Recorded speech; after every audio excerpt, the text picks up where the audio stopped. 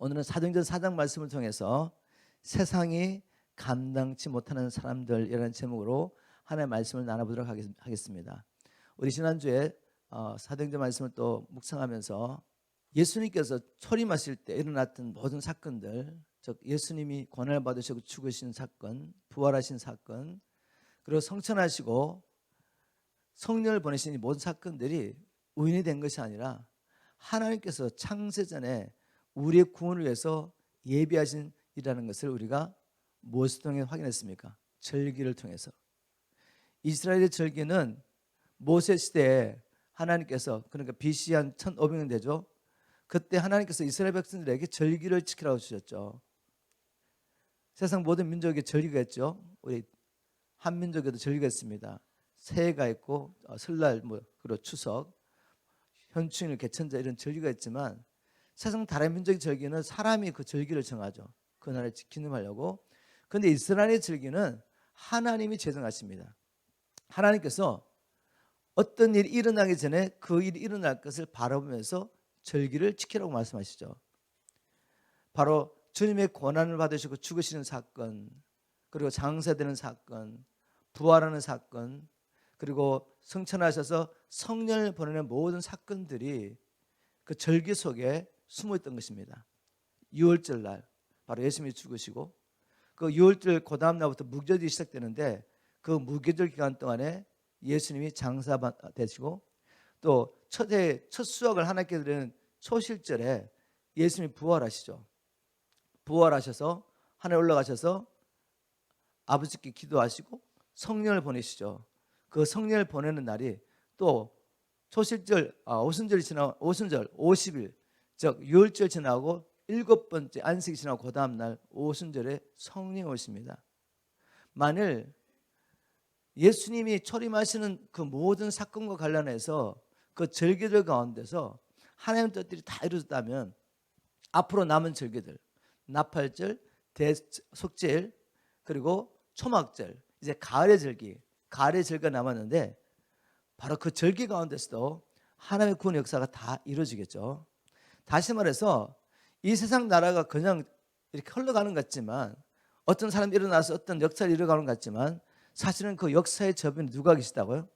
하나님이 계시며 예수 그리스도를 통해서 잃어버린 자기의 백성을 찾으시며 하나님은 지금도 묵묵히 하나님 나라 이루어가실 것입니다. 모든 성경을 통해 하나님이 주고 싶은 메시지가 무엇입니까? 바로 하나님의 역사 가운데 하나님의 백성들을 불러주시고 우리가 이 나라를 함께 이뤄가다가 이제 이 세상 끝에는 열방에 200개가 넘는 나라는 다 무너지고 망하는 것입니다. 한 시대에 한 나라가 아무리 강력하게 일어난다 할지라도 바벨론족이 일어났고 페르시아족이 일어났고, 그리고 알렉산더 제대가 일어나서 그리스 나라가 온 세계를 한번 점령하기도 하고 로마가 세계를 점령하지만 결국 그 나라들은 다 무너지죠. 지금 미국이 강대국으로 이렇게 온 열방에 영향을 미치고 있지만 결국 이 나라도 무너지고, 이 세상 끝에는 어느 나라만 설 것입니까? 하나님의 나라만 설 것입니다.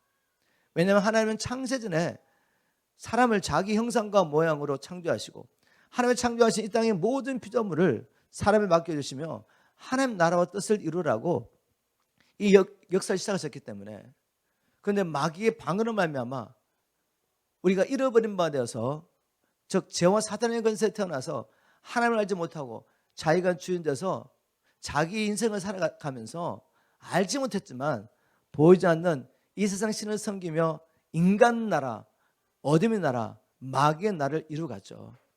그러나 하나님 반드시 우리를 그리스도 예수에서 구원하시고 열방 가운데 택하신 하나님의 남은 자들, 이스라엘 가운데서 남은 자들을 모으셔서 반드시 하나님 나라 완성할 것입니다. 바로 이런 계획 가운데 하나님은 예수 그리스도를 통해서 또 다른 선지자를 통해서 주님 오시기 전에 이런 징조들이 있을 것이라고 말씀하셨죠. 세상에 많은 재난이 있을 거라고 말했습니다. 세상의 재난은 인간이 시작된, 역사 시작된 이후로 계속 있었지만 주님 오시기 전에 일어날 그 재난들, 즉 지진과 기근과 자연재해, 전쟁과 이런 것들은 온 세계 가운데 이제 뚜렷하게 모든 사람들 보기에 아니 어떻게 이런 일이 일어날까 할 정도로 동시다발적으로 일어날 것입니다. 여러분 지금 뉴스만 보시면 온 세계 희한한 일이 많이 일어나죠. 홍수, 지진, 뭐 날씨 관계없이 우박이 내리지 않나. 여러분 이런 일은 앞으로 점점점 더 강하게 나타날 것입니다. 그리고 주님 말씀대로 이러한 때 또 거짓 선자들이 일어나서 교회 안에 들어와서 많은 사람들을 미혹하며 넓은 길, 편안한 길이 곧 생명의 길인 것처럼 그게 은혜인 것처럼 가르칠 거는 것이죠. 그러한 때 주님 말씀하십니다. 너희들은 좁은 길을 가라. 생명으로 들어가는 문은 좁고 또 그 길은 협착하지만 찾는 이가 적지만 그 길만이 생명이라고 말씀하지 않습니까? 우리가 이 길을 가야 합니다. 주님 말씀하십니다. 너희들 이제 내가 오기 전에 모든 민족에게 내 이름 때문에 너희가 내게 속했다는 것 때문에 너희가 환난과 핍박을 받을 것이다. 그러나 끝까지 믿음을 지키는 자는 구원을 받을 것이다. 그리고 이 복음이 열방 모든 민족이 전파될 때 내가 오리라 하셨기 때문에 이 환난과 핍박과 함께 하나님의 놀라운 열방 추수가 남아 있습니다. 그 가운데 적그리스도가 나타나서 한번 온 세상을 통치하면서 특별히 교회를 핍박할 것이지만 주님 말씀하십니다. 이기는 자만이 생명나무의 실과를 먹고 이기는 자만이 둘째 사망의 해를 받지 않으며 이기는 자만이 그 이름이 생명책에서 허르지 않고 흰옷을 입고 나와 함께 다스릴 것이며 이기는 자만이 이제 아버지의 나라에 있을 때 나와 함께 다스릴 것이라고 말씀하시며 이기라고 말씀하십니다. 그리고 우리는 성경을 통해서 이 믿음을 지키며 이겼던 성도들의 삶을 보고 있습니다. 특히 우리 한민족들 1890년 뭐 이럴 때까지 1885년 84년까지 정말 복음이 안 들어왔던 이 나라, 기독교 역사가 120년 좀 넘는 이 나라, 그전만 해도 정말 가난했던 이 나라, 이 나라에 복음이 들어왔고 이 복음 때문에 또 우리가 일제시대 때 우리 조상들이 얼마나 핍박과 환난을 받았습니까? 또 공산 정권이 북한을 장악하고 난 다음에 얼마나 많은 사람이 지금도 믿음 때문에 순교의 길을 가고 있습니까? 그럼에도 불구하고 그들은 끝까지 믿음을 지키며 순교의 열매가 됐습니다. 그리고 그들은 지금 하늘나라에서 바로 이 나라가 완성되기를 기다리며 이 나라가 완성됐을 때 그리스도와 함께 보좌 앉아 통치할 것을 기다리고 있죠. 우리의 역사 가운데, 우리 한민족 역사 가운데 이미 세상이 감당치 못했던 사람들이 있었던 것입니다. 그들은 어떻게 이 환난과 핍박 가운데서도 끝까지 믿음을 지켰는지 우리가 그들의 삶을 연구하면서 이 삶을 살아내야 합니다. 왜냐하면 우리 인생 앞에 그 일이 오고 있기 때문에. 여러분 이런 말씀들을 그냥 지나가지 마십시오. 한번 성경을 보시고 정직하게 세상을 바라보시면 말씀대로 지금 차근차근 모든 일이 이루어지는 걸 보게 될 것입니다. 우리 준비해야 합니다. 두려워할 것이 아니라 하나님께서 마련하신 승리하는 길을 발견하는 것이죠. 분명히 말씀드리고 싶은 뭔가 하면 어떠한 핍박과 환난이 있다 할지라도 예수 그리스도 안에 있는 이 믿음을 끝까지 지키는 자들에게 세상이 알지 못하는 평강과 기쁨을 주시며 하나님은 능히 감당하게 하신다는 것입니다. 그 핍박과 환난 가운데 더 강력하게 하나님 나라를 갈망하며 하나님의 얼굴을 구하며 그들은 기꺼이 육신의 생명을 내어놓고 그 하나님 나라를 취했습니다. 여러분 이런 은혜가 저와 여러분이 있기를 주님을 축복합니다. 그러면서 오늘도 세상이 감당하지 못하는 사람들이라는 제목으로 말씀을 나누면서 여러분 안에 주님 정말 제가 이렇게 꼭 살 수 있도록 도와주십시오. 그리고 무엇보다도 생각만 하지 마시고 실제적으로 믿음의 싸움을 싸워 승리할 수 있도록 준비하시는 저와 여러분 되기를 주님을 축복합니다. 첫 번째, 어떤 사람들이 세상을 이깁니까? 즉 세상이 감당지 못하는 사람들, 바로 부활신앙을 가진 사람들입니다. 부활신앙, 죽어도 살 수 있다. 그래서 죽음을 두려워하지 않는 사람, 바로 이런 사람을 세상은 감당할 수가 없습니다. 본 말씀으로 들어가기 전에 이제 사도행전 4장의 이 사건을 이해하려면 우리가 뭘 이해해야 되냐면 아담이 범죄한 이후에 하나님께서 이제는 어둠의 자녀, 즉 이 뱀의 후손과 그리고 여인의 후손, 하나님께 속한 사람들 사이에 끊임없는 전쟁이 있을 것이라는 말씀하셨죠. 그리고 이미 승리는 빛의 자녀일 것이라고 선포했습니다. 즉 여인의 후손 메시아가 나타나서 뱀의 머리, 즉 사단의 권세를 깨트릴 것이다. 그래서 결국은 빛의 자녀들이 승리하는 것입니다. 그러나 그 승리한 데까지 갈 때까지 싸움은 반드시 있는 것이죠. 그 이후부터 지금까지 사람들이 세상에 태어나고 문명과 문화가 일어나고 없어지는 것 같지만 결국 영적인 시각으로 보면 이 전쟁인 것이죠. 빛과 어둠의 전쟁. 이 땅을 누가 차지하면 다스릴 것이냐는 이 싸움을 싸우고 있는 것입니다. 바로 그 맥락 가운데 사도행전 4장을 보지 않으시면 이해가 되지 않죠. 사도행전 4장에 어떤 일이 있었습니까?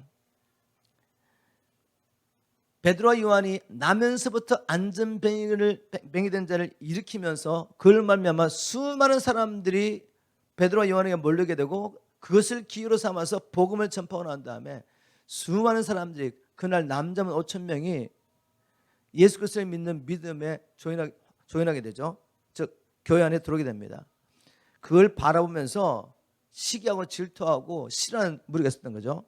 사도행전 4장 1절부터 2절 다시 보겠습니다. 사도들이 백성에게 말할 때, 즉 지금 전도가 있는 것입니다.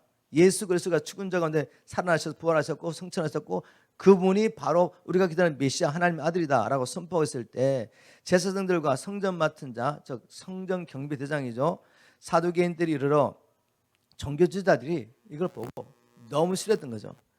백성을 가르침과 예수를 들어 죽은 자 가운데서 부활하는 도 전함을 싫어하여 라고 개혁성경 번역했는데 제가 쉬운 말 성경을 한번 읽어보겠습니다.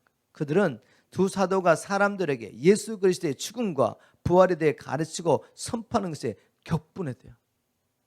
아니 예수 그리스도가 죽으시고 부활하셨다, 이걸 전하는데 왜 격분합니까? 그죠?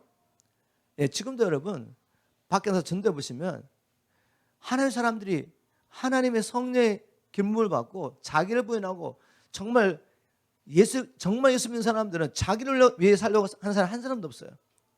정말 다른 사람이 해가지고 이 복음 전하는 일, 또 연약하고 어려운 사람들 도와주려고 생명 걸고 헌신하는 사람들인데 이런 사람들을 왜 미워합니까?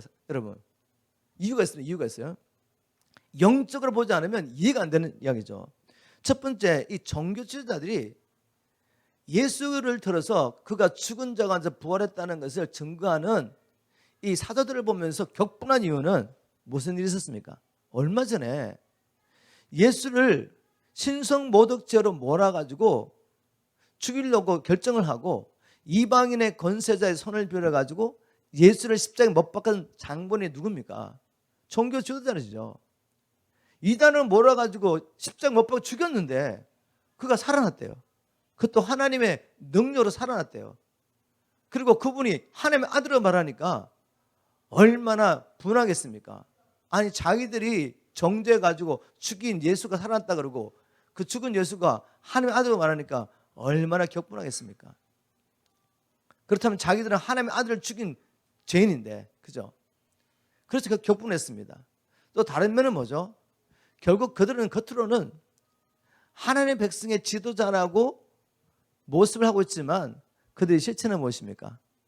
종교의 영을 받고 마귀의 종으로 지금 하나님의 백성들을 미혹하고 있는 거짓 선자들이었죠. 마귀의 종이었습니다. 그래서 하나님의 아들을 십자가에 못 박은 거죠. 성경을 가르치면서도 영적으로 눈이 가려가지고 그들이 원했던 것은 기득권이었습니다. 이스라엘 나라에서 유다 땅에서 권세를 부리면서 자기 배를 채우고 권세와 부를 누리는 것이 그들의 목적이었죠. 그런데 그것을 도전하는 예수 그리스도를 십자가에 못 박은 것입니다. 그런데 이 일 누가 한 거죠? 근본적으로 보면 여인의 후손이 나타나기를 원치 않는 마귀가 한 일이죠. 마귀가 자기의 종들, 이 종교자들 통해서 예수님을 십자가에 못 박은 것입니다. 여러분 마귀가 가장 싫어하는 게 무엇이겠습니까? 자기의 권세가 끼어졌다는 것입니다. 히브리서 2장 14절 15절에 보면 이 마귀는 사망의 권세 잡은 자입니다. 즉 죽기를 두려워하는 모든 사람들을 사로잡아서 그들을 노려 부려먹으면서 그들에게 세상에 어떤 것들을 던져주지만 결국은 그들을 속여서 끝까지 속여서 어디로 들어가죠? 저 형벌 받는 곳, 자기와 또 악한 천사들이 가는 저곳에 하나님의 형상을 따라 지음을 받은 자를 속여서 들어가는 것이 이 마귀의 일입니다. 그런데 이 마귀의 이 사망의 권세에서 벗어난 사람이 세상에 한 사람도 없는 것입니다. 물론 예수님이 부활시켜서 살린 나사도 있지만 결국 그도 죽었지 않았습니까? 그런데 예수님은 이 사망의 권세 잡은 자, 죽음 가운데 들어가셨다가 우리를 위하여 대신 죽으셨다가 이 사망의 권세를 깨트리고 부활하심으로 사단의 권세를 깨트리신 것입니다. 마귀의 머리를 짓밟은 거죠. 뱀의 머리를 깨트리겠다는 약속을 성취해버린 거죠. 그래서 이제는 누구든지 예수를 믿는 자들을 이 사단의 권세에서, 죽음의 권세에서 건져낼 수 있는 분이 바로 예수님이십니다. 자기의 머리를 깨트린 예수를 전가하는 것을 얼마나 싫어하겠습니까, 마귀가. 그리고 이 복음이 전파되는 곳마다 자기가 소유로 누리고 있던 이 영혼들이 한 명 한 명 풀려가지고 하나님 나라로 돌아가고 있는데, 그들의 눈을 가려서 이제까지 자기의 노예를 부려먹었던 이 노예들이, 자기를 섬기던 노예들이 이제는 예수를 위해서 생명 걸고 예수님을 쫓아가는데 이걸 좋아하겠습니까? 격분하죠. 그래서 핍박했던 것입니다. 여러분, 영적 싸움은 실체입니다. 지금도 무릇 예수 그리스도 안에서 경건하게 살려고 한다면 우리가 종교 노름하지 않고 우리 자신에서 그냥 우리를 편하게 하려고, 그래도 주일날 교회 안 가면 마음이 불편하니까, 또 예수 안 믿는다니까 안 믿는 지옥 간다고 그러니까 그렇게 정경히 하시려고 그냥 일주일에 한 번씩 교회 왔다 갔다 하고, 세상에서는 빛과 소금으로 살지 않고 즉 세상 사람과 똑같은 인생의 목표를 가지고 그렇게 살고 계시면 핍박받지 않습니다. 그러나 제가 분명히 말씀드릴게요. 그렇게 사시면 하나님의 자녀가 아니죠. 그렇게 사시면 평생을 겉으로는 예수 믿는다고 말했지만 실제적으로는 예수님의 왕권, 주권, 통치를 거부하고 살았기 때문에, 그리고 뭘 환영했죠? 이 세상 임금의 통치를 환영했기 때문에 이 세상 임금이 가는 곳에 같이 가는 것입니다. 우리 정신 차리셔야 돼요. 이젠 존경이 끝내야 됩니다. 제가 이런 메시지 전하면 싫어할 수 있지만, 그러나 하나님 앞에 섰을 때 제가 할 말이 있어야 되지 않겠습니까? 저희는 다른 목적이 없습니다. 여러분이 정말 주님을 만나시고 주님을 만날 뿐만 아니라 여러분 승리하는 용사가 되셔가지고 마지막 날 하나님 앞에 서는 것입니다. 그래서 영원한 하나님 나라를 영원히 누리는 것, 그것이 가장 복된 일 아니겠습니까? 이를 위해서 우리가 분명히 기억할 것은, 이제는 우리가 정신을 차리고 깨어서 예수 믿는 사람답게 사셔야 합니다. 그럴 때 핍박과 환란이 있습니다. 왜? 영적 삶은 실체이기 때문에. 그러나 승리할 수 있는 길이 있습니다. 무엇 때문에 승리할 수 있습니까? 우리는 죽어도 산다는 부활신앙이죠. 이제는 이 베드로와 요한, 한때는 자기의 목숨을 위해서 예수님 부인하고 도망갔던 이 제자들이 성령의 충만을 받고 난 다음에는 생명을 아끼지 않는 자가 된 거죠. 왜? 예수님이 사망 권세를 깨뜨리고 부활했다면 그 안에 있는 나도 죽어도 살 수 있다는 확신이 생긴 것입니다. 이 부활신앙을 가지면 우리의 생명을 위험해 어떻게 핍박하고 환난한 가운데 우리를 죽이려고 한다 할지라도 우리는 끝까지 믿음 지킬 수 있습니다. 이 부활신앙 꼭 붙잡으시기를 주님으로 축복합니다. 자, 두 번째, 이 세상에 감당이 못하는 사람이 있죠. 그 사람은 이제 살든지 죽든지 예수가 그리스도라는 것을 분명히 확인했기 때문에 이 복음을 전하기로 결정한 사람이죠. 뭐 똑같은 얘기 같지만 다 들어보십시오. 이제는 내가 살아도 죽어도 그리스도 복음을 위해서 나는 세상에서 부름을 받은 자라는 확신을 가지고 복음 전하는 일에 생명 건 사람, 이 사람 세상에 감당할 수 없습니다. 한번 먼저 말씀 보겠습니다. 영적 삶은 실제이기 때문에 사도들이 붙잡혀가지고 이제 공회 앞에 서게 되는데, 다시 말해서 이 마귀는 자기의 정도를 통해서 이 복음을 전하는 자의 입을 막아야 합니다. 그래서 어떻게 했냐면 3절 4절 보니까 두 사도를 붙잡아 끌고 갔다. 날이 이미 저문 뒤였으므로 그들은 두 사도를 다음 날까지 감옥에 가두어 두었다. 할 수 있는 일이라는 것은 복음 전하지 못하도록 이들을 붙잡아 놓은 거죠. 하지만 이 두 사도의 설교를 듣는 사람들 가운데 많은 사람들이 믿게 되는데 서로 믿음을 갖게 된 사람들이 남자만도 5천 명이었다. 지금 복음을 전하고 사단의 권세에서 하나님께로 회복하려고 하는 자와 이것을 막으려는 사단의 종들의 싸움이 보이십니까? 이튿날 되었습니다.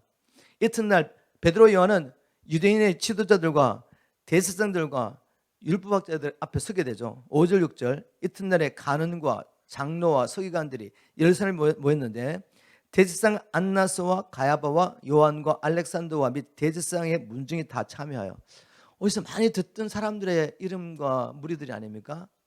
이 사람들이 누구죠? 얼마 전에 예수님을 그들 앞에 데려왔습니다. 공이죠. 유대 사회에서 가장 강력한 무서운 권력을 가진 사람들입니다. 이 사람들은 말 한마디면 그냥 죽을 수 있는 거죠. 바로 예수님이 이들 앞에서 신문을 당했습니다. 이들 앞에 누가 섰다고? 지금 베드로와 요한이 섰습니다. 한때는 그 여정의 말에도 두려워가지고 예수를 분했던 베드로가 지금 어떻게 반응하는지 한번 보십시오. 자, 그런데 지금 이런 일이 일어난 것, 즉 베드로와 요한이 복음을 전하다가 이렇게 세상 권세자 앞에 서게 된 것은 이것조차도 예언의 성취입니다. 이거 굉장히 중요하죠. 우리가 앞으로 복음 전하다가 핍박과 환난을 받을 수 있습니다. 여러분, 그거 예언의 성취입니다. 말씀을 통해 이걸 깨닫고 이런 일이 일어났을 때 어떻게 대처할 것을 말씀을 통해 준비하셔야 되죠. 자, 예수님께서 어떻게 말씀하셨죠? 마태복음 10장에 보면 제자들을 복음 전하고 보내면서 이렇게 경고했습니다. 마태복음 10장 17절에 사람들을 삼가라. 저희가 너희를 공회에 넘겨주겠고 저희 회당에서 채찍질하리라. 공회가 뭐죠? 바로 지금 베드로와 요한이 앞에 서 있는 이 권세자들이죠. 대제사장들, 사두개인들, 율법학자들 가운데 이런 종교 지도자들이 모여가지고 공회를 이뤘습니다. 이들 앞에서 지금 신문을 받고 있는 거죠. 이렇게 예언하셨는데 지금 그대로 5절에 보니까, 사도행전 4장 5절에 보니까 이튿날에 간원과 장로와 서기관들이 예루살렘에 모였는데 대제사장 안나스와 가야바와 요한 알렉산더와 및 대제사장의 문정이 다 참여하였고, 지금 공회 앞에 말씀대로 서 있는 거죠. 그리고 또 주님께서 이렇게 너희들이 세상 권세 앞에 설 때 어떻게 대처하라고 미리 말씀하셨죠. 뭐로 말했습니까? 마태복음 10장 19절 20절에 보니까 너희를 넘겨줄 때 어떻게 또는 무엇을 말할까 염려치 말라. 그때 무슨 말할 것을 주시리니 말하는 이는 너희가 아니라 너희 속에서 말씀하시는 자고 너희 아버지의 성령이시니라 라고 말했습니다. 너희들 권세 앞에 섰을 때 두려울 거 없어. 또 무슨 말을 어떻게 말할까 걱정할 필요도 없어. 너희들이 그들 앞에 딱 서면 너희 안에 계시는 성령을 통해 말하게 하겠다고 말씀한 거죠. 말씀 그대로 사도행전 4장에 성취됐습니다. 4장 8절에 신문을 봤는데 너희들이 무슨 권세 도대체 이런 일을 했냐, 누구라고 이런 일을 했냐 신문 받았습니다. 이에 베드로가 성령에 충만하여, 자기 생각을 말하는 게 아니에요. 뭘 말할까 두려워하다가 그냥 얼버무리는 것이 아니라 성령에 충만하여 백성과 관원들 앞에서 공회 앞에서 담대하게 지금 이제 선포하는데, 신문을 받는 자는 베드로와 요한인데 말씀을 보시면 오히려 공회원들이 지금 베드로와 요한에게 신문을 받고 있습니다. 자, 그런데 또 예수님께서 무슨 말씀하셨냐면, 예언하셨냐면 너희들이 이렇게 권세자 앞에 끌려갔을 때 오히려 그것이 복음을 전할 기회가 될 것이라고 말했죠. 10장 18절 또 너희가 나를 인하여 총독들과 임금들 앞에 끌려가리니 이는 저희와 이방인들에게 증거가 되게 하려 하심이라. 왜 하나님께서 복음 전하는 이 전도자들을 어떤 때는 권세자 앞에 끌려가게 만드냐 이거죠. 쉬운 말씀에 이렇게 번역했습니다. 그때가 바로 세상에 나를 증거할 기회다. 하나님께서 때로는 우리를 감옥에도 집어넣으시고 재판도 받게 하시는데 왜요? 그렇게 하지 않으면 복음을 들을 수 없는 사람이 그곳에 있기 때문에 그렇습니다. 여러분, 그런 간증들이 얼마나 많습니까? 대한민국의 초대 대통령이었던 이승만 청년도 감옥에서 주님을 만났습니다. 감옥에서 주님을 만나고 바로 그 감옥에서 누군가 던져준 성경책, 그리고 그가 옛날에 이제 배제학당에 다녀서 복음을 들었지만 저 혼자 생각하지 않고 했다가 바로 정말 절망한 상황 가운데서 성경을 받아들이고 성경을 따라 주님을 만난 거죠. 주님을 만난 후에 그가 거기서 복음을 전했습니다. 그런데 그 감옥이 어떤 감옥이죠? 바로 그때 조선시대에 제일 똑똑한 사람들, 일어나서 자유를 선포하며 했던 똑똑한 젊은이 다 모였던 거죠. 거기서 이승만 대통령의 복음을 받고 복음을 전했고, 그들 대부분 사람들이 독립운동을 하고, 대한민국이 처음 이루어질 때 바로 그들이 핵심 멤버들이 모여가지고 대한민국을 건국하면서 하나님의 나라로 선포한 것이죠, 여러분. 자, 정말 하나님의 놀라운 이 구원 계획 가운데서 이 모든 일이 일어난다는 것을 꼭 기억하십시오. 무슨 일을 당하든지 이것은 나의 구원과 나를 통해서 하나님께서 구원하시고 원하시는 자기 백성들의 구원을 위해서 이 모든 일을 주님께서 친히 주관하고 계시니 우리는 염려할 것이 없고 어떤 상황 가운데서도 감사라는 것입니다. 결국 하나님의 말씀대로 그들이 바로 이 관원들 앞에서, 이스라엘 백성 앞에서 이제 하나님을, 예수님을 증거하기 시작합니다. 자, 뭐라고 이제 베드로가 입을 열어서 말하기 시작했냐면 사도행전 4장 10절이죠. 너희와 모든 이스라엘 백성들은 알라, 선포합니다. 신문 받는 사람이 지금 막 복음을 선포해요. 너희가 십자가에 못 박은 하나님이, 너희들이 예수를 십자가에 못 박았어. 너희가 십자가에 못 박은 하나님이 죽은 자 가운데 살리신 나사렛 예수 그리스도의 이름으로 이 사람이 건강하게 되어 너희 앞에 섰느니라. 이 사람이 어떻게 치유받았냐고? 나면서부터 안전병이 된 이 사람이 어떻게 일어나게 됐냐고? 내가 분명히 말해줄게. 너희들이 정정하고 십자가에 못 박은 나사렛 예수, 그분이 살아나셨고 그분의 이름으로 이 병자가 나음을 얻었다고 선포합니다. 여러분, 이 얘기 들을 때 공의원들이 얼마나 두렵겠습니까? 아니, 우리가 정죄하고 십자가에 못 박은 그 나사렛 예수가 부활했고 그분이 하나님의 아들이라고, 그래서 그분의 이름을 믿는 믿음으로 초자연적인 기적이 일어난 것입니다. 나면서부터 40년 동안 한 번도 걷지 못했던 이 사람이 나사렛 예수의 이름을 믿음으로 치유된 사건은 부인할 수 없는 사건이기 때문에 얼마나 놀랐겠습니까? 그리고 또 말합니다. 너희들은 예수를 핍박하고 버렸지만, 사도행전 4장 11절 보니까 이 예수는 너희 건축자들이 버린 돌로서 진모퉁이의 머릿돌이 되었느니라. 여러분, 이 베드로, 요한, 이 사람들 평범한 사람입니다. 그를 모르던 갈릴리 지방의 어부의 어부. 근데 여러분, 성령의 충만을 받고 난 다음에 베드로가 복음 전할 때 들어보시면 너무 놀랐습니다. 어떻게 저 성경에 율법과 시가서와 연서에 숨어있는 예수 그리스도에 대한 모든 증거들 찾아내가지고 어떻게 그렇게 그 말씀을 인용하면서 말씀을 통해 시대를 보고 말씀을 통해 변론을 하고 말씀을 통해 복음을 전하는지 보면 깜짝 놀랄 겁니다. 나중에 보면 이 말씀을 붙잡고도 기도합니다. 여러분, 말씀 충만 받기를 주면 축복합니다. 성령의 충만의 세례를 받으시고 이제까지 봐도 보이지 않던 하나님의 말씀들이 열려지기를 주님으로 축복합니다. 말씀을 열렸어요. 여러분, 시편 118편 21절부터 23절 이런 말씀이 있는데 그냥 읽어가면 이게 무슨 말씀인지 이해가 안 가죠. 이렇게 기록하고 있습니다. 주께서 내게 응답하시고 나의 구원이 되셨으니 내가 주께 감사리이다. 건축자의 버린 돌이 진모퉁이의 머릿돌이 되었나니 이는 여호와의 행하신 것이요 우리 눈에 기이한 바로다. 이거 읽어가면서 이게 예수 그리스도인지 여는 걸 어떻게 하겠습니까? 그런데 베드로도 바울도 동일하게 이 말씀을 통해 하나님의 구원기를 보았습니다. 아, 이 머릿돌, 건축자들이 버린 머릿돌은 바로 예수 그리스도를 말하는 것이다. 이거 어떻게 알았겠습니까? 일단 베드로가 성령의 감동으로 당신들은 하나님의 아들 예수 그리스도의 메시지를 버렸지만 하나님은 그분을 모퉁이 돌로 만드셨다. 여러분, 모퉁이 돌이라는 말이 무슨 말이죠? 바울이 성령의 감동으로 에베소 2장에 뭐 이렇게 말하죠. 예수를 믿는 것이 뭐냐? 그것은 하나님의 거하실 성전으로 지어가시는 것이다. 선지자들과 사도들이 선포한 그 메시지, 선지자와 사도들이 터가 되고 예수가 모퉁이 돌이어서 우리 믿는 모든 자들이 산돌이 되어서 이제 하나님의 거하실 성전으로 지어간다는 이 선포를 한 거죠. 누가?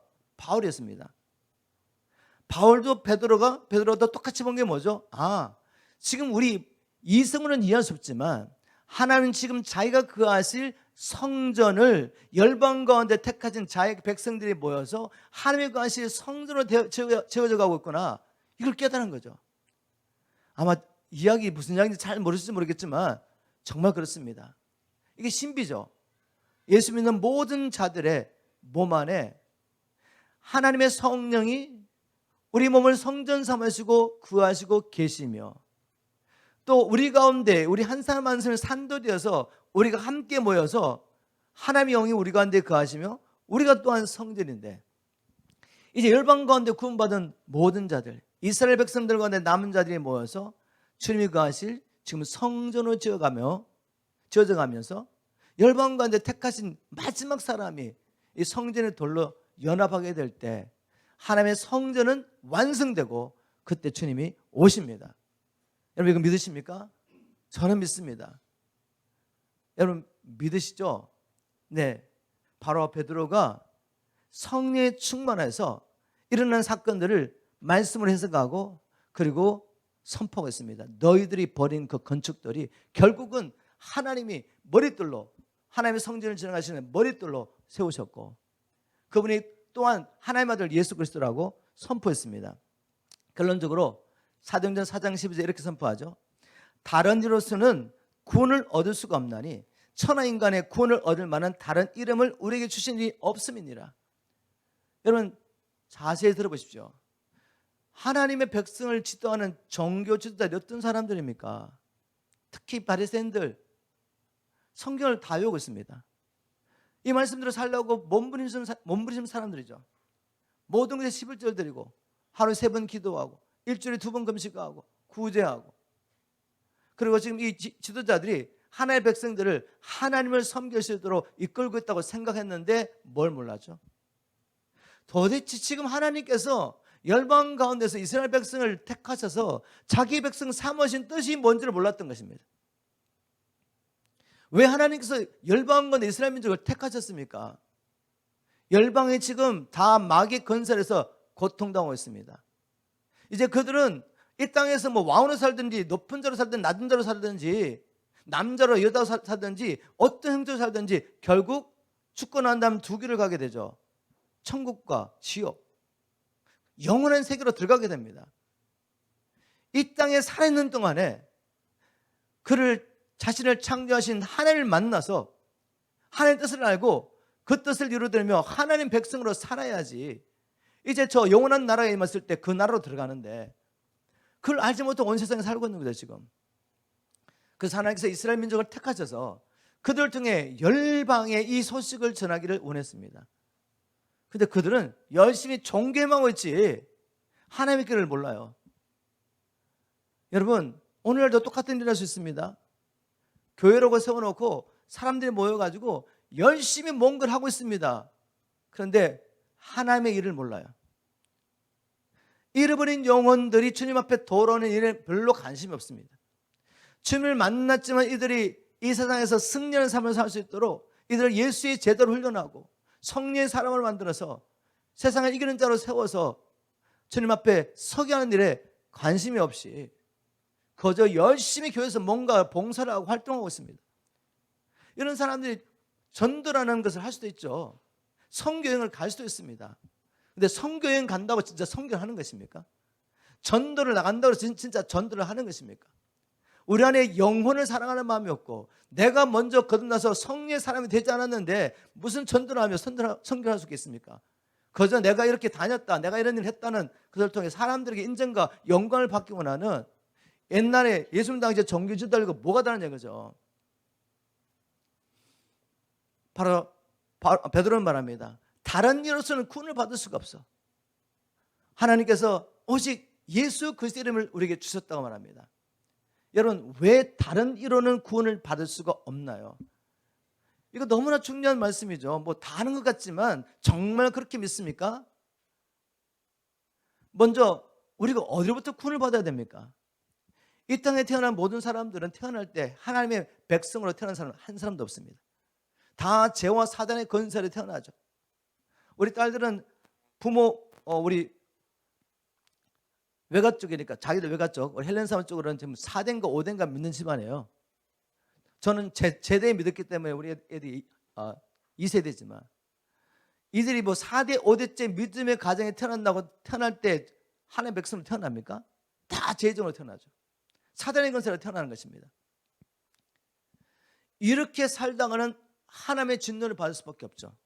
왜냐하면 천국 들어가려면 오직 아버지의 뜻대로 살아야 되는데, 태어날 때 하나님 알지 못한 상태로 태어나서 교회는 다니지만 평생 종교로 다닌다면 여전히 자기가 주인대로 살겠죠. 교회는 다니지만. 그래서 먼저 우리 어디서 구원을 받아야 됩니까? 죄와 사단의 권세에서 구원을 받아야 되는 것입니다. 그리고 성령의 권능을 가지고, 아들의 생명을 가지고 이제는 아버지의 뜻을 따라 살아야죠. 마귀의 권세에서 구원받는 일이 필요합니다, 이 땅에서. 그리고 이제 하나님 앞에 갔을 때 하나님의 진노에서 구원을 받아야 되죠. 여기서 우리가 구원을 받아야 됩니다. 여러분, 우리가 어떻게 죄와 사단의 권세에서 구원받을 수 있습니까? 우리는 모두 죄의 종으로 팔렸죠. 뭐 때문에? 우리 죄를 졌기 때문에. 죄값 즉 사망을 지불하지 않으면 절대로 죄와 사단의 권세에서 해방될 수 없습니다. 하나님의 진노를 왜 받게 됩니까? 우리가 죄를 졌기 때문에. 결국 죄 문제 해결하지 않으면 우리는 이 땅에서도 죄와 사단의 권세에서 해방될 수가 없고, 또 하나님 앞에 갔을 때도 죄 용서 받지 못했기 때문에 심판을 받을 수밖에 없는 것입니다. 죄의 삭이 무엇이죠? 죄의 삭은 그냥 경건히 살면 됩니까? 선한 일 많이 하면 죄 용서 받습니까? 아니요. 법을 만드신 분이, 하나님이 죄의 삭은 사망이다라고 정하셨어요.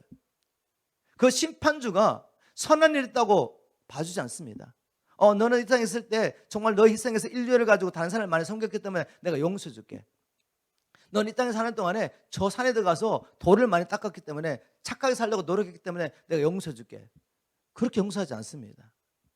죄의 삭을 지불하면 반드시 죽어야 되는 거죠. 저와 여러분이 다 죽을 수밖에 없는 사람인데, 그럼 누가 나를 대신해 죽을 수 있습니까? 우리 어머님이 나를 아무리 사랑해도 나를 위해서 죽을 수 없는 거죠. 자기 죄로 죽어야죠. 그래서 하나님께서 창세전에 저와 여러분을 구원하시려고 한 방법을 계획하셨습니다. 바로 하늘과 땅을 창조하신 하나님의 아들 예수님, 이미 하나님이신데 하나님으로 오시면 죽으실 수가 없잖아요. 그래서 혈과 육을 가진, 몸을 가진 사람으로 보내십니다. 그런데 또 남자의 후손으로 오면 아담의 피를 따라오기 때문에 죄인으로 태어나요. 그래서 예언하셨죠. 내가 여인의 후손을 보내겠다. 그래서 바로 사람으로 오셔야 되니까 사람의 몸이 필요했습니다. 그래서 마리아 여인의 몸을 통해 성령으로 잉태하셔서 오신 것이죠. 그분을 우리가 어린 양 예수라고 말합니다. 그분이 오신 것은 섬김을 받기 위해서 온 것이 아니라 섬기려 하고 많은 사람의 대속물로 주려고 오셨죠. 바로 이 예수의 어린 양의 피, 그분의 죽으심이 아니고는 죄를 용서받을 길이 없습니다. 우리가 다 믿죠, 그죠? 믿고 계십니까? 저 믿습니다. 어린 양의 피 말고는 구원이 없는 것입니다. 죄의 삭은 사망이기 때문에. 근데 여러분, 지금 교회 안에서 어떤 운동이 나오고 있는 거 아시죠? WCC, World Council of Church. 이 WCC 운동이 일어나고 있습니다. 이분들 하는 일이 뭐죠? 로마 캐톨릭 교황을 중심으로 인류에, 야, 우리 서로 사랑하자. 왜 우리가 종교 문제 때문에 서로 싸우냐? 우리는 다 한 하나님을 섬기고 있는데, 한 아버지를 섬기고 있는데, 사랑이라는 미명 아래, 연합이라는 미명 아래, 평화라는 미명 아래 모든 종교를 통하고 있습니다. 통합. 그 말은 뭔지 아십니까?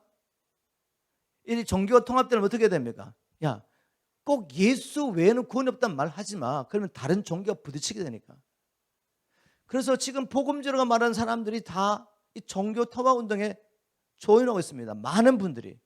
한때 영향력이 있었다고 하는 종교 지도자들이 지금 예수 외에도 구원이 있다고 말하면서 통합하고 있단 말이에요, 지금. 여러분, 예수 외에는 구원이 없습니다. 그리고 이 일은 그냥 일어난 것이 아니라 이미 2000년 전에 주님이 예언하신 거죠. 마지막 때 많은 사람들이 거짓 선자의 미혹을 받고 믿음에서 떠나게 될 것이다. 이때 우리는 정말 말씀 붙잡아야 됩니다. 좁은 길 선택하셔야 돼요. 십자가 길을 선택하셔야 됩니다. 자기 부인의 길을 선택하셔야 돼요. 예수에는 다른 데는 구원이 없다고 확신을 가지고 선포하셔야 돼요. 그런데 이렇게 가면 핍박했지만 불행할 것 같습니까? 절대로 불행하지 않습니다. 사람들이 알지 못하는, 세상이 줄 수 없는, 세상이 알지 못하는 평강과 기쁨이 여러분 안에 있을 것을 저는 확신합니다. 바울과 실라가 복음 전하다가 채찍에 맞고 그 축축한 지하 감옥에 갇혔는데 배가 고프고 살이 찢어져가지고 얼마나 고통스럽겠습니까? 그런데 바로 그곳에서 하나님을 찬양합니다. 너무 기쁨 가운데서 하나님께 기도를 하죠. 하나님께서 그 감옥에 그냥 들어오십니다. 다른 사람도 다 볼 수 있게 임재를 나타내시는 거죠. 감옥문이 다 열려버리고 죄수들의 모든 쇠고랑이 열려버리고 바로 그 감옥 안에서 관수장이 그날 주님을 만납니다.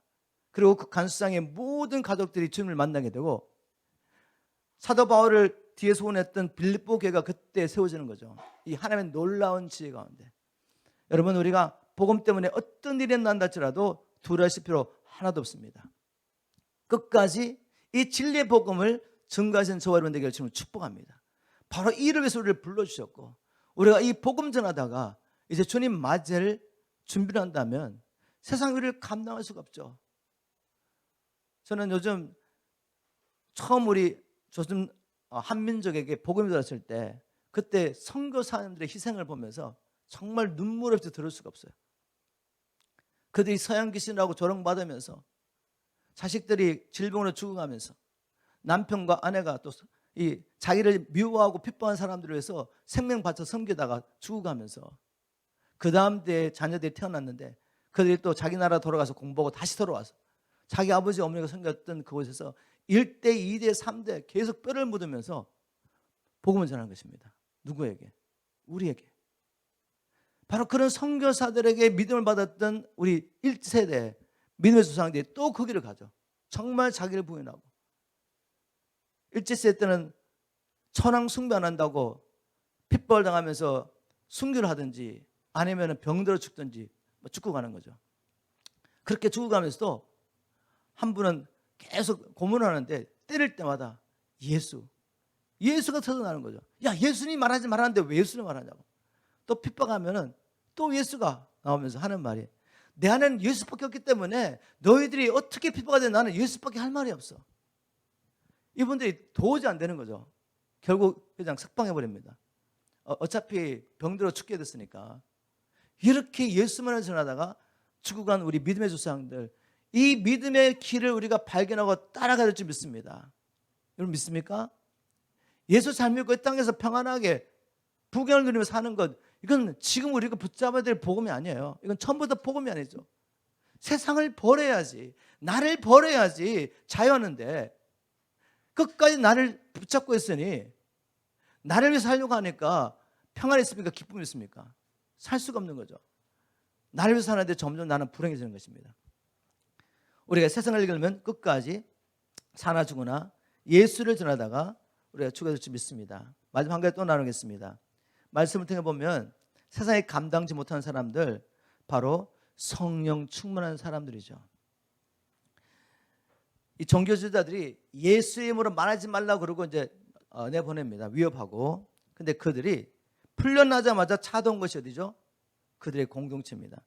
사도행전 4장 23절, 사도들이 노임에 그 동료, 쉬운 말을 숨겨보니까 자기 동료들에게 가서 제사장들과 장로들의 말을 다 고하니. 여러분, 마지막 때에 이 공동체가 얼마나 중요한지 몰라요. 우리가 믿음 때문에 이제 핍박과 환난을 받을 때 여러분 정말 여러분과 함께 끝까지 간 사람이 여러분의 육신의 가족인 것 같습니까? 아마 육신의 가족들도 여러분을 핍박할지 모릅니다. 핍박할 수도 있어요. 그런 일은 비일비재 일어났고 주님께서 말씀하셨죠. 너희 원수는 집안 사람이 될 것이다. 부모가 자식을 고발하고, 자식이 부모를 고발하고, 아내가 남편을 고발하고, 남편이 아내를 고발하며 자기 살려고, 그런 시대가 오는 거죠. 여러분, 그런 때 정말 끝까지 우리와 함께하며 우리와 함께 싸우며 위로하며 격려하며 우리를 보호하고 우리를 지키려고 자기 생명까지 내어놓은 사람이 누구겠습니까? 교회 공동체밖에 없는 거죠. 여러분, 가정에서 모이는 그 하우스 처치 정말 중요합니다. 나중에 이렇게 모일 수도 없을 수 있습니다. 여러분 정말 가까운 그 하우스 처치에서 모여서 같이 예배하며 기도하면서 끝까지 믿음을 지켜갈 이 공동체가 얼마나 중요한지 몰라요.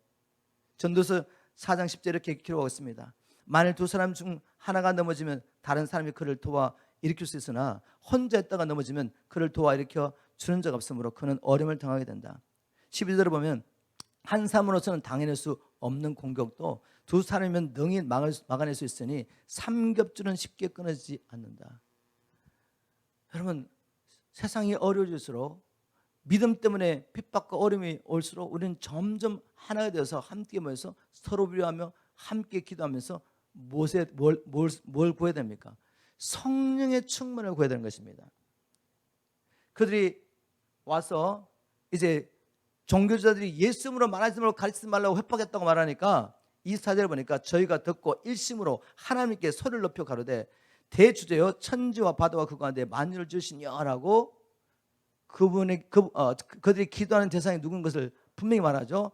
하늘과 땅을 창조하신 하나님이십니다. 그 하나님 모든 주권을 가지고 지금도 하나님 나라고 하시는 그분에게 소리를 높여 기도했대요. 여러분, 성령 충만해서 기도하는 기도는 조용히 하는 기도가 아닙니다.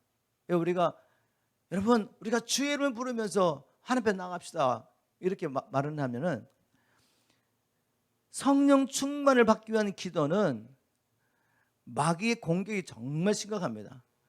우리가 만약에 성령 충만을 받게 된다면 마귀는 일단 우리 잃어버리죠. 믿는 자라도 얼마든지 컨트롤할 수 있는데 성령 충만 받아버리면 우리가 죄를 이깁니다. 세상을 이겨버립니다.